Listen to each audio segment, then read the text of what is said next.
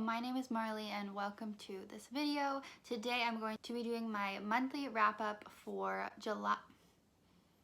August 2020. How is August already over? How is it September? This year has been so whack. So this month I managed to read 8 books, which is not as good as last month where I read 10, but it is still better than my average, which has been 5. First of all, I wanted to start out by mentioning one of the books that I DNF'd last month, but I forgot to mention. It was Infinity Sun by Adam Silvera. I wanted to read this one because I've read all of Adam Silvera's other books, all of his contemporaries, and so when I saw that he had a fantasy book out, I wanted to give it a try, but it was not very good. Basically, it's about like superheroes, and it's like, you know, a different take on like superheroes. I won't get into it, but I was really not enjoying it, and then I looked up reviews of it on Goodreads and everyone had rated it super low, so I decided to give it up. So I just wanted to like mention that. But moving on, the first book that I actually completed this month was Watchmen by Alan Moore and Dave Gibbons. This is what the TV show on HBO is based off of, along with the movie, but this is actually a graphic novel. As you can see, it is actually the first graphic novel and only graphic novel I've ever read, and I enjoyed it. And I could definitely see myself picking up more graphic novels in the future because I did like reading this medium. As for this one specifically, I think Watchmen is known to be one of the most popular graphic novels. It mainly takes place in the 80s, which is when it was written, but you see flashbacks throughout all the decades, like back to the 30s. And it is about a group of superheroes, actually 2 generations of superheroes. The first one was called the Minutemen, and then the newer ones were called the Watchmen. And how it starts is that basically it seems like someone is targeting the superheroes and killing them.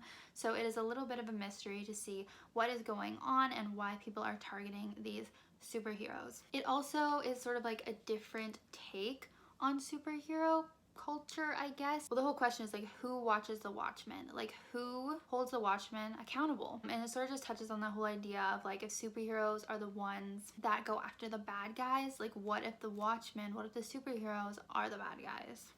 Kind of thing. So the characters are all pretty like morally like gray, unlike your typical Marvel superheroes like Captain America that are just like supposed to be like perfect. So that is definitely an interesting idea that this has. So I did enjoy most of it. However, by the end, I will admit I was sort of over it and I wasn't enjoying it quite as much as I was at the beginning. So for that, I probably would only give it 3 out of 5 stars. But I know maybe if you're more of like a superhero fan and more of a comic nerd, you'd like it more than I did. The next book that I read this month was The Hating Game by Sally Thorne. This is a pretty popular romance and it follows Lucy and Joshua, who both work in the same office. I believe it's for a publishing company, and they basically share the same office space and they hate each other. They are very competitive. They are constantly playing these little like hating games in the office and like threatening to go to HR and report each other and stuff like that. And then obviously you can kind of get that like it's rooted in this like attraction to each other. And throughout the book you get to see, you know, the enemies to lovers romance. So I enjoyed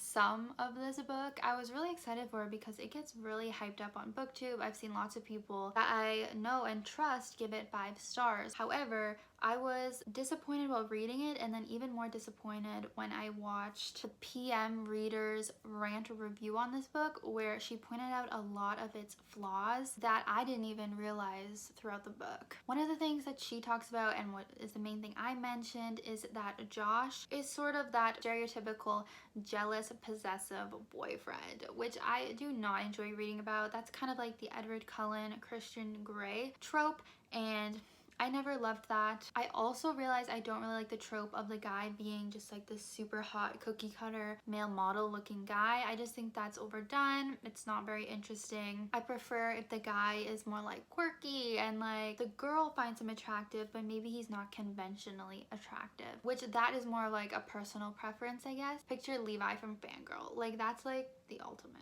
But when I was reading it, I did enjoy a lot of like the cute steamy scenes, but just as I reflected more on it, I realized there were a lot more problematic things about the book than I realized, and I think I'll link her review. I forget what her first name is, sorry. So yeah, I ended up giving it 3 out of 5 stars. Did not like it as much as a lot of people. The next book I read this month was Midnight Sun by Stephanie Meyer. This is heavy. This is gonna hurt holding it up. So yes, I read the new Twilight book. That is basically Twilight from Edward's POV that we have been waiting for what, like 10 years, 10 plus years. I was someone who read the leaked chapters back in the day. But yeah, I would say I enjoyed the first part of this book because before Bella and Edward meet, it is a little bit more interesting to see Edward's thoughts on Bella and the town and everything in general. Then I found the middle part to be quite boring once Bella and Edward start having scenes together and so much dialogue that I'm like, okay, I get it. And then at the end, it got a little bit more interesting again when Bella and Edward are separated. So basically, the only parts I liked was the new content that we didn't already know from Twilight. So all the scenes where Edward is away from her, basically. Overall, I did enjoy reading from Edward's point of view, though, mostly because of his mind-reading abilities. We just get so much more insight into not just him, because it's a little boring with him, but like the other characters, like how he reads all of his family's thoughts. You know, you get to see Emmett a lot better in this book, for example, and Rosalie and Alice, and then even the humans, like you get to see that he reads Charlie's brain, and Charlie is actually, his thoughts are kind of hard to read too, similar to Bella's. So you see that like it was genetic, I guess. And then you get to hear more about like Jessica and Mike's thoughts, and those are things that I did like. But yeah, it was nice to be in this Twilight world again. I actually made the mistake of watching Twilight partway through, so then I was kind of not interested in the rest of the story because I just watched it. But I still did really enjoy being with these characters again, as I was a Twihard back in the day. The next book that I read was The Way I Used to Be by Amber Smith.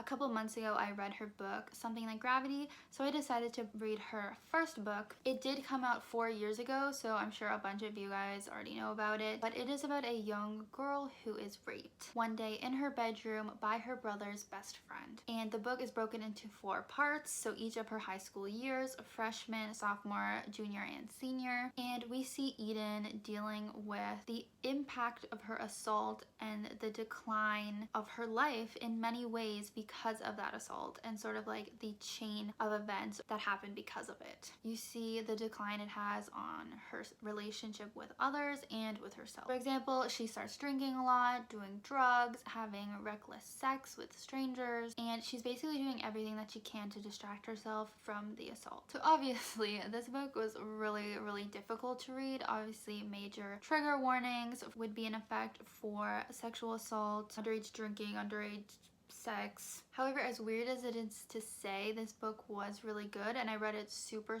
quickly. I just couldn't stop reading. The way it's written just like affects you a lot and you get very invested in it, or at least I did. Especially I found as an adult now, I am 23, reading about this teenager, like I think she was 13 when she was assaulted, and that's just so terrible. It was so upsetting to read about just knowing that she was so young when all this happened. Obviously it's fake, but like still real people go through this. And I'll mention this definitely is more about the decline and the journey to rock bottom following the rape rather than showing the recovery. So if anything, what I would have preferred from this book is just to have more of a conclusion and a longer ending where we get to see Eden getting better. We really just saw her getting worse throughout the whole book, and just like a short little resolution at the end, which Amber Smith seems to do a lot. She seems to have a lot of abrupt endings. If I could change anything, I would have there be more closure and more of the healing process. But that's not what she obviously wanted this book about. She wanted to be focused more on the negative stuff. So if this book sounds interesting to you, definitely pick it up, but be warned that it's very upsetting.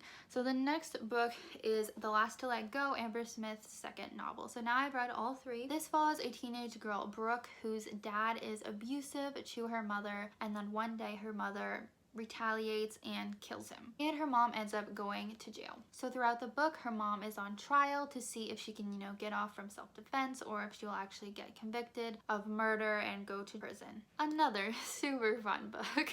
Yeah, I actually don't really recommend reading these if you're going through a hard time because it'll just make you feel worse. They're definitely downers. Anyway, so Brooke and her two siblings are having to deal with all that stuff with the parents and just having to get along on their own with some help from some other people in their lives. And Brooke specifically has the hardest time with the situation and letting go, as you can tell from the title. This was another sad yet really good book. Amber Smith's writing continues to be really addictive for me. And I actually had a little surprise. I didn't realize that our main character Brooke is queer, so there is a little sapphic romance in here. That was a nice surprise. So yeah, I would recommend this book, but only if you're prepared for some, sad stuff. The next 3 books I read for the Summerween Readathon, which took place the last week of August. I have a blog up, so go check that out if you want to hear more details about my thoughts reading these thriller books. But the first one I read was Home Before Dark by Riley Sager. This is a horror thriller haunted house book. It follows the main character Maggie, who 25 years ago, her mother, father, and herself were living in this house called Baneberry, and they ended up having to leave for some unexplainable reason that Maggie cannot remember, and her father wrote a book about their time at the house claiming that it was haunted, and that is the reason the family had to leave. And the book has become a bestseller, and it's something Maggie's family is very much known for, but she doesn't believe it. She thinks her father made it all up. So when her father dies and leaves the house to her, she goes back to the house to try to fix it up so she can sell it, while also wanting to get to the bottom of the mystery of why her family left this house and to see whether her dad was telling the truth about what he wrote in the book or not. This book was amazing. It was one of the scariest books I've ever read, so if you want like a creepy, scary book, definitely check this out. And yeah, the premise was just really cool, and it had a great twist and mystery going on throughout the book, so I would definitely recommend this one. The next book I read was The Silent Patient by Michaelides. Not sure how to say it. This is about a psychotherapist who ends up changing hospitals so he can go treat this patient, Alicia, who 6 years ago killed her husband and then never spoke again. That is why she's called a silent patient. She didn't even speak on trial to try and defend herself or anything, so that is why she is at this hospital. So the therapist Theo is dealing with his own issues that we explore, such as his mental illnesses, which he explains that a lot of people with mental health issues are the ones who end up getting into that work because they want to help others the way that they have been helped, kind of thing. And this was a really great mystery. Definitely not as scary as Home Before Dark, but the mystery was done really, really well. The plot twist at the end I did not see coming, and I would highly, highly recommend this book if you have not read it yet. The last book I read this month was The Whisper Man by Alex North, so my 3rd thriller book. This was another creepy one. So 20 years ago, The Whisper Man was a serial killer who abducted young boys and murdered them,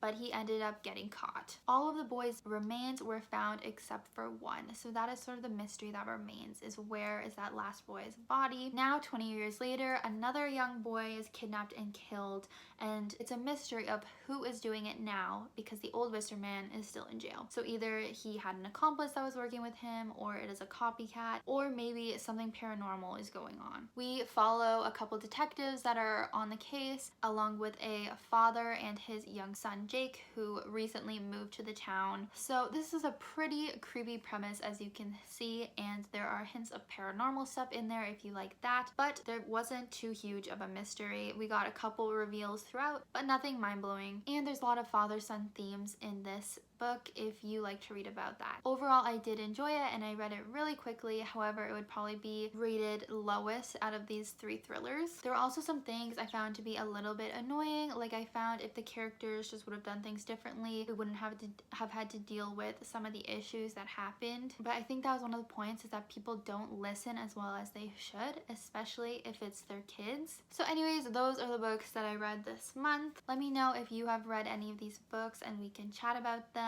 And don't forget to subscribe for more bookish videos. I'm going to be filming more reading vlogs, so stay tuned for that. And yeah, thanks for hanging out. See you in my next video.